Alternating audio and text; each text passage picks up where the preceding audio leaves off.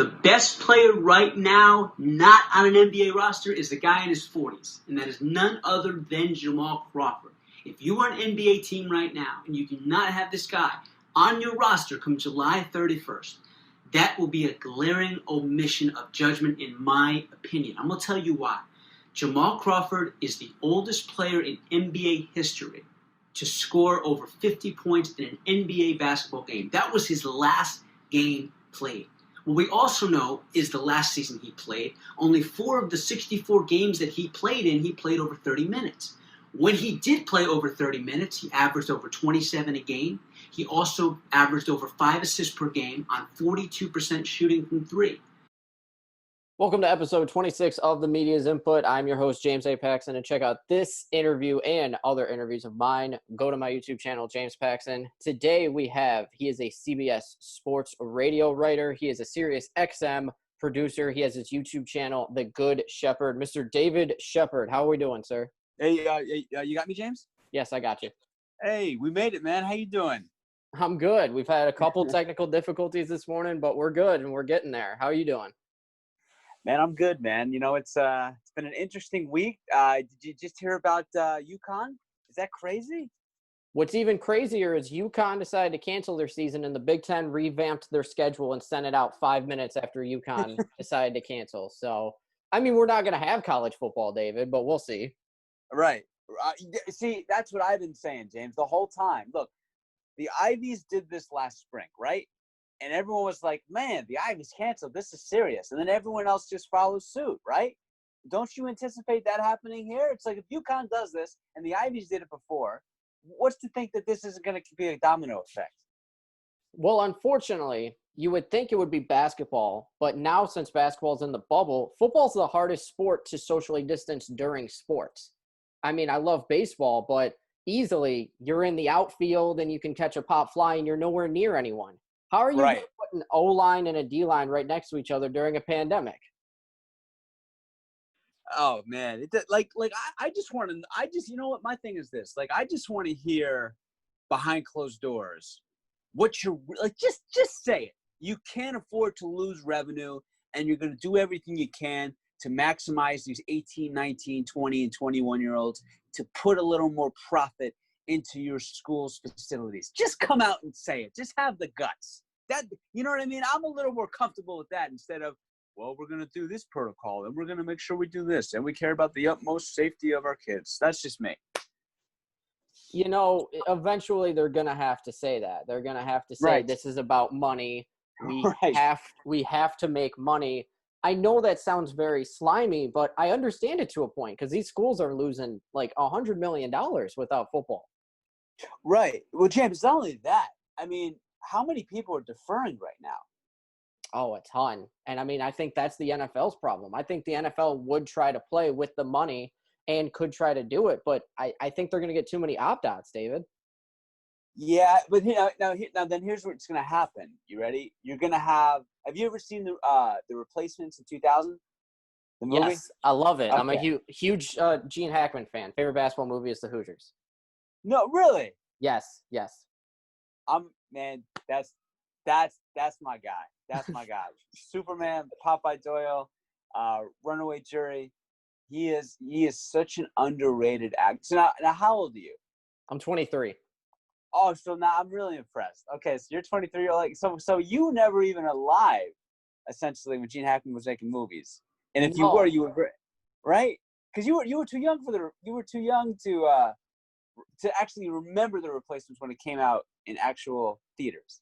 Yeah, now I'm an older movie guy. You know, I didn't think we'd be talking movies, but that's my other favorite thing to talk about, man. So I'm getting really excited. But no, I mean, like, you know, my favorite actors are like Robert Redford and Paul Newman. You know, I love Butch Cassidy and the Sundance Kid, and you know, 60s and 70s movies. And you know, I was watching Slapshot the other day to get me excited for the NHL season.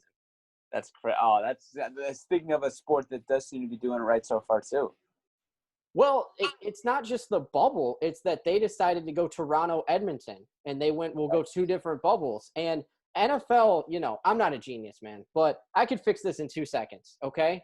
8 bubbles for every division. And no, you're not going to have like the absolute confidant bubble for every single one, and there's going to be different rules in every single one, but just get the NFC North.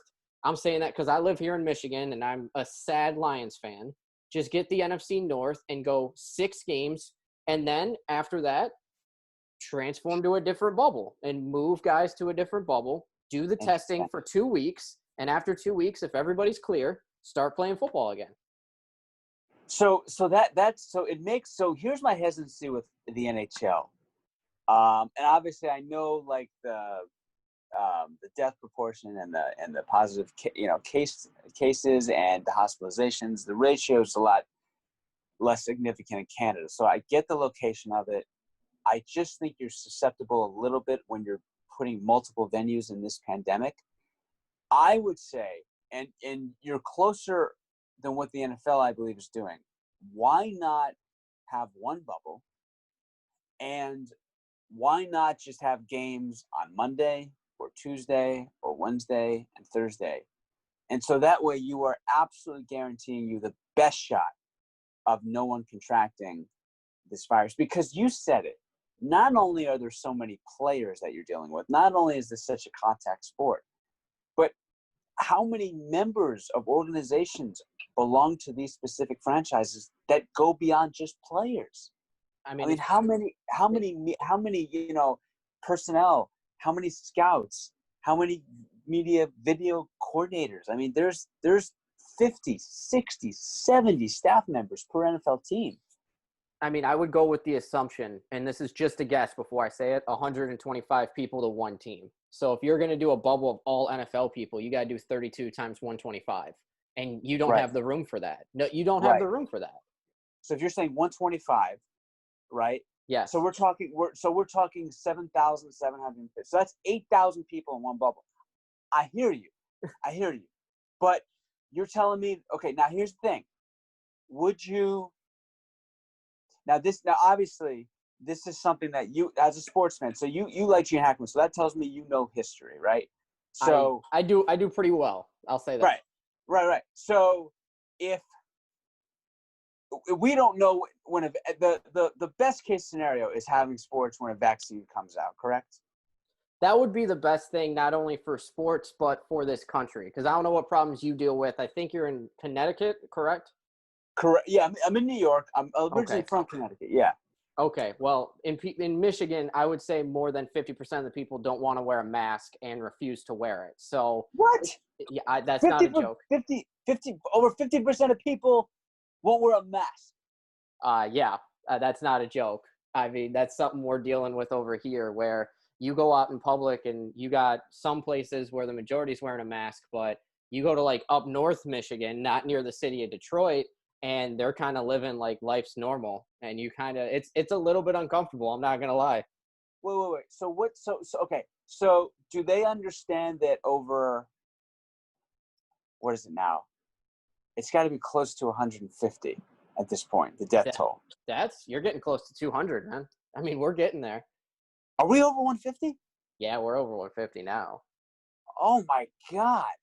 I'm an idiot. How do I not know that? I guess I've just been like so. I guess I've been so. There's this guy named Ryan. If I have internet, Jesus. There's this guy named Ryan. ST. Let me see if I can try to find it. He's got the death toll. He's like a CNN producer. They designated him as like, you know what I'm talking about? They like I don't know why, but they designated this guy as like the official death tally person and positive case person. And he quotes everyone in every interview. I know 4.7 million have contracted it. I know that. So total deaths in the United States, according to the CDC that I just found. Oh my God, you're right. It's well over 150 now. It's like 155, right? Yeah. It's like 157, 158. Is that what it is? I got 157, 100,000. So yes, you're closer with 150, but I will be honest, it's probably going to hit 200. Oh, there's no question about that. I mean, I remember a while ago, Dr. Fauci said, there's going to be over 100,000, positive cases tested per day, and everyone looked at him like he had 3 heads. And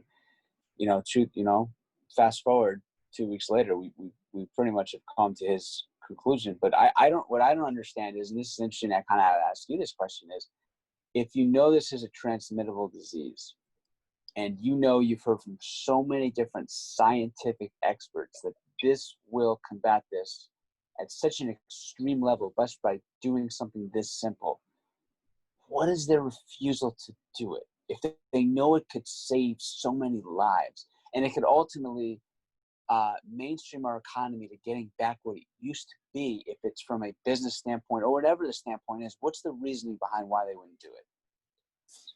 All right, so like I've said, I'm not a genius, okay? I work at a radio station. I'm a blog writer. I work in sports. So my answer may not be what you're looking for. That being said, personal selfishness is probably the answer you're going with. And that's exactly why we're now having protests in the country and people complaining with the phrase Black Lives Matter. No, all lives matter. Because if you say the phrase, if you say the phrase Black Lives Matter, doesn't that mean all lives matter? And that at the end, if you wear a mask, and even if the mask isn't 100%, I believe it's not 100, but if you wear the mask, it's not right. It can't be right. Nothing's 100%. We've known that pretty. Yeah, exactly. But if you wear the mask, it is so much of a higher percent of not contracting it to other people, you would be helping everyone else. But as I said before, the personal selfishness of everyone in the country who doesn't think there's a problem with equality because their life is great and everyone else's isn't, it doesn't matter. My life is great. And the same with the virus. I don't have to wear a mask. I'm not sick. I don't know anyone who's gotten the virus. So I don't need to do anything myself. So why would I have to do it? Meanwhile, we may both know somebody who has died from the virus, and we're going, I don't want to transmit it to anyone else, or I don't want to get it, or I don't want to get it to my girlfriend, my sister, my parents. So instead of being selfish, I'm going to do something to help other people. So at the end of the day, one of the biggest problems of America, said by a 23-year-old just sports talking head, is personal selfishness.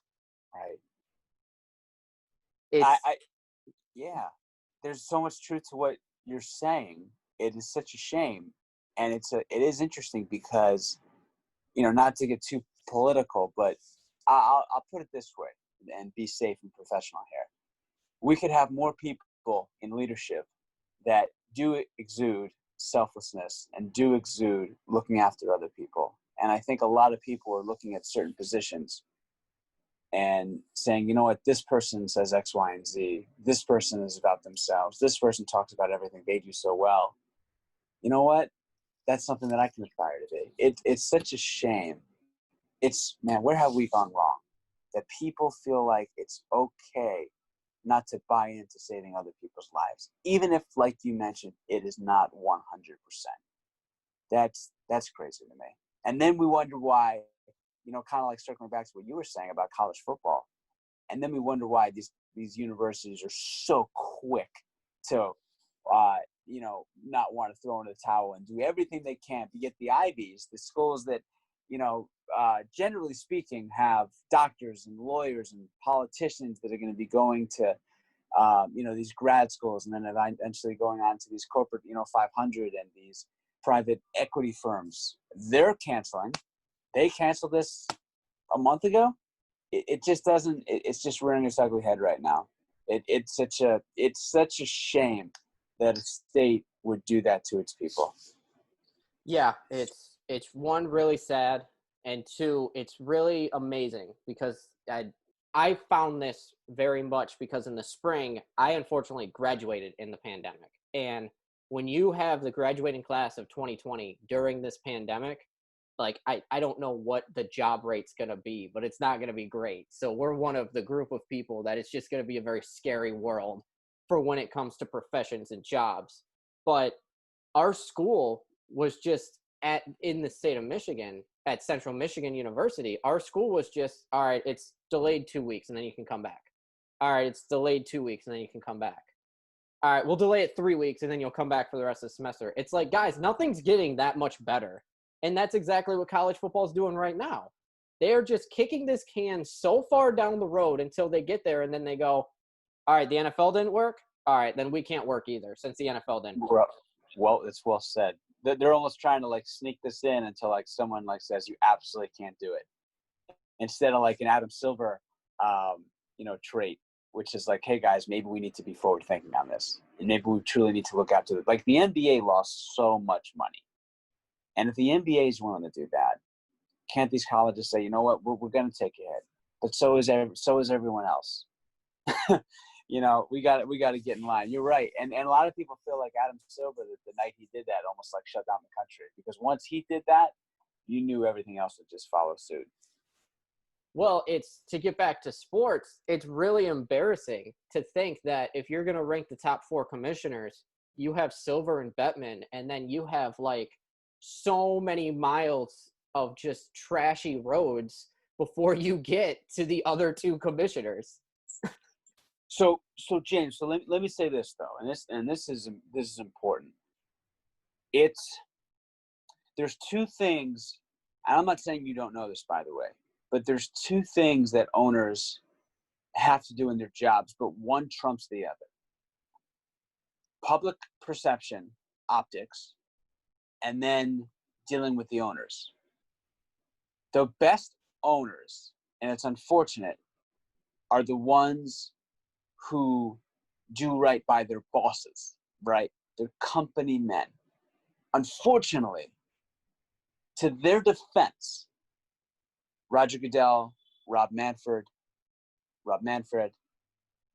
they have to report to their owners. Those are their bosses. And in their bosses' eyes, they're doing 100% right because they're doing everything they can to keep the sport alive, everything they can, and they're not giving up, right? They're incessant about the season, incessant. And that's what the owners salivate right now.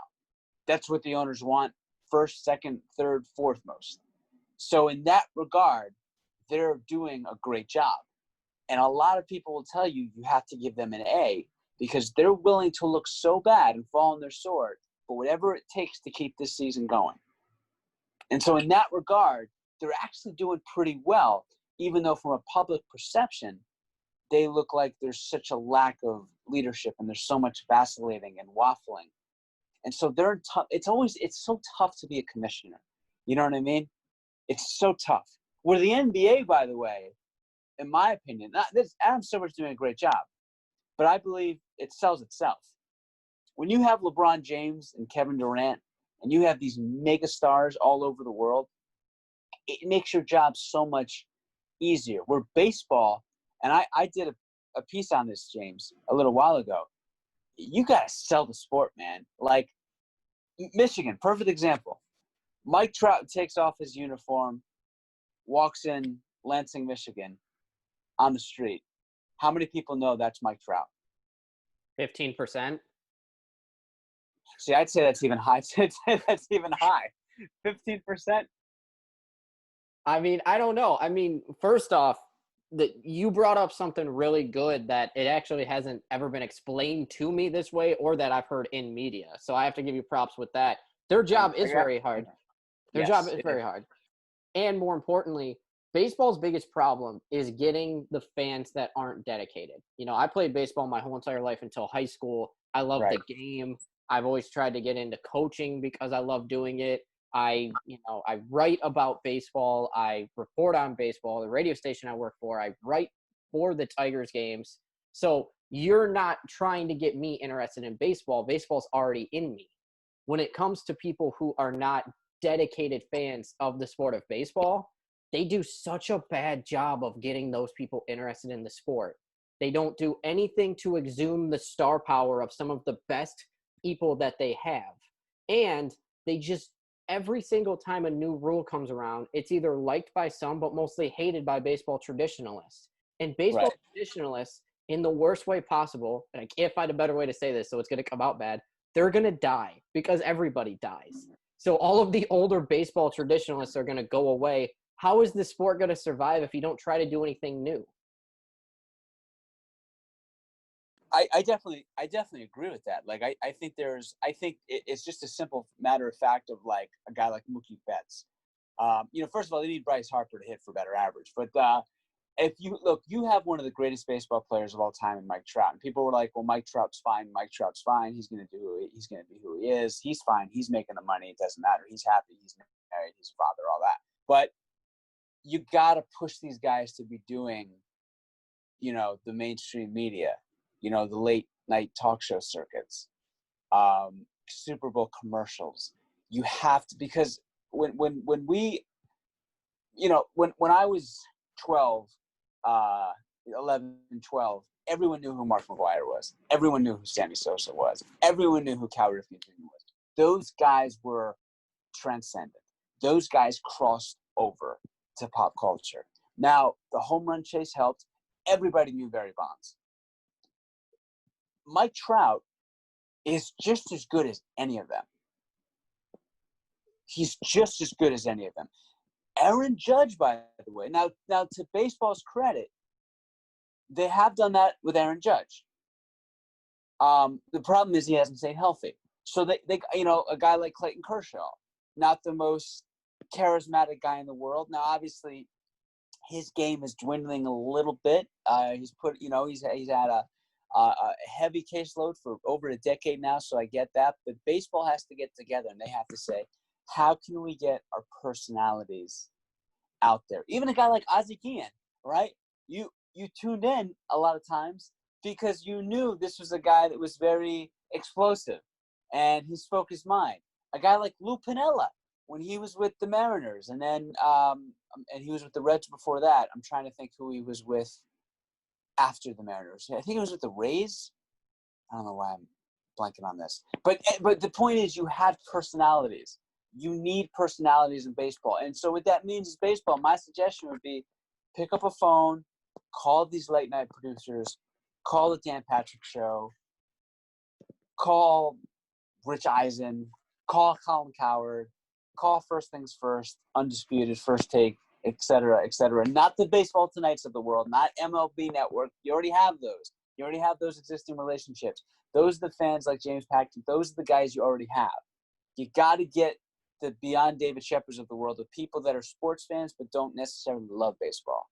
So you're right, man. But I don't think it's going to die yet. I think they still have a shot. It's funny, and before I start talking about basketball, it's very funny that you were talking about Lou Piniella, and it shows either my age or my lack of knowing who he is. All I thought about is a crappy Chicago Cubs manager from 2007 to 2010. That's right. That's the team he was. Oh, how did I blank on that? You're right. That was the team he was with. He wasn't that bad. I mean, they weren't that bad, but I think that's one of the baseball teams in history that you look at, David, and you go, they were saved by so many great players by just the Alfonso Sorianos of the world. Like, he was so underrated, and he will forever be underrated based on his talents. And because baseball doesn't do a good job of just exploding the star power. Like, basketball is the best sport at doing that almost. You could argue football or basketball, but basketball has totally fallen into, it's not LeBron James as a star. It is, our sport is LeBron James. This is LeBron James. Happy Taco Tuesday. Look at this dunk that isn't that impressive, but hey, he dunked it and he's LeBron James. So we're going to shove it down your throat until you're choking of LeBron James dunks. That's what basketball does. Baseball, you have to search for Mike Trout highlights. They don't just appear. They're not on ESPN, Fox Sports 1, and they're not on, if you go to YouTube, NBA highlights, it's like one of the first things there. You have to look for Mike Trout highlights. You could see a LeBron James dunk probably at a Dunkin' Donuts. Right. You're right. It very, very true. And like LeBron's son, Bronny, he goes by, like, he's got 3 or 4 times the amount of followers as baseball's best player. Like, that's a problem. Like, we're talking about a high school athlete. A high school athlete has 3 or 4 times the following of baseball's best player. Like, when you look at, trending matters. Look, I know people say Twitter is a cesspool and all that stuff, but that's where people are these days. And if you're not trending as a professional sport, you got to ask yourself, we need to be doing a lot better than this. And the shame of it is, like, baseball had their opportunity the second this pandemic hit, they should have been talking to the highest of scientific experts, saying, look, we have an opportunity here with no sports right now. How can we get back as soon as possible? And, to some degree they did it, but they could have done a lot better than this because basketball is taking over right now. Well, basketball's taken over, one, because it's been taken over for the past couple of years, but I think for two other reasons as of right now. One, their game did not change at all. When you dialed in the Pelicans, Jazz, and Lakers, Clippers, you're like, these guys didn't miss a beat. These guys did not stop the great basketball that was being played in March. I mean, yeah, you'll have a couple of turnovers and you'll have a couple of, awkward transitions in the court. And there were some of that in the past week, but this game just did not stop. And now my second reason, for the first time in years, the NBA basketball world has not been so bottom heavy. There's actually more than just 4 teams who could make it to the finals or 6 teams that are good. Years ago, you would watch the playoffs and go, yeah, it doesn't matter that the Cavs are a 4 seed. They're going to make the finals because nobody else is that good. And LeBron swept the Raptors as a 4 seed with the Cleveland Cavaliers. Now, you legitimately have 6 teams that could make the finals. Well, I don't see anyone overtaking Milwaukee in the East. I think it's too soon to count out the Toronto Raptors. And I understand that losing Kawhi is one of the biggest parts of that, but they've found other people to take up the spot of Kawhi Leonard. Fred VanVleet and Pascal Siakam have done a great job of representing what Kawhi was.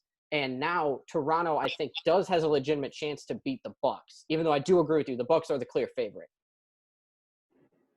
Well, the Bucks, if you look at the team like Milwaukee Bucks, I mean, they were within a basket of going up 3-0 against the defending champion Toronto Raptors with Kawhi. And let's be honest, Giannis' game was exploited. I mean, if you watched the game, you knew that he just did not have the mid-range game. While he has improved from the three-point line in a significant fashion, he has not developed that, dribble, sidestep, elbow jumper. He has not developed the fadeaway. He has not really developed that type of a game where he's doing like Kobe footwork and all that. But if you look at the Bucks, starting lineup, you tell me. I mean, you're talking about. I mean, is anyone better than Giannis? First and foremost, in the East at least. No, nobody's better than Giannis in the East. Absolutely not. Right. It's not close. I mean, the second best player would be Embiid, or Tatum, and that's such a wide gap. It's not even funny. And then you look at a guy like Chris Middleton. Now you're telling me Siakam is better than Chris Middleton? You can make a case, but you're telling me Siakam is better than Chris Middleton? I think Middleton is a better shooter, so I'll have to go Middleton. But I do think it's closer than you think between Siakam and Middleton. Right, so now that's the point. I think you can absolutely say Siakam's better. And granted, he gets more opportunities because he is the go-to guy.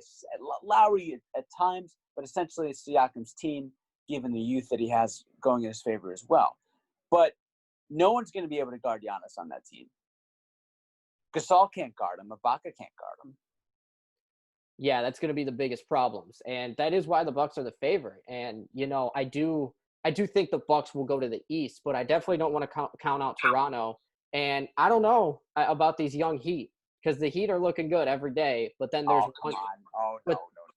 But then there's the one playoffs is different. No, because they were fading. They were fading a little bit in the regular season. They won a lot of games at home. They had a somewhat favorable schedule. Didn't have Jimmy Butler last night and beat the Celtics. I understand that, but a clock is right twice a day, even if it's broke, right? Yeah, that's true. So, I mean, I don't know if that's look. The bottom line is, you're making a fair point. But I will say in the NBA, and I could be wrong, it's going to come down to 3 teams: Bucks, Clippers, Lakers. Those are the only 3 teams that I believe are going to have a championship by the end of the season. By October, I should say. That's it. Those 3. I can't see any other team. I mean, you're saying it's wide open, and it's just not.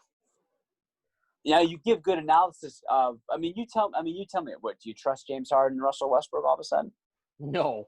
I don't get Right. the Rockets thing. I understand the movement of the small ball, but I think it's proven that when they're not hitting their shots or when the other team can get more offensive rebounds than them, it just doesn't work. And I've never understood what's the fascination of the Rockets and the small ball. I get it, and sometimes it looks really good. I just don't get the fascination of it. And to kind of, rebuttal your point, I'm not saying it's wide open. I'm saying it's more wide open than just Warriors versus Cavs.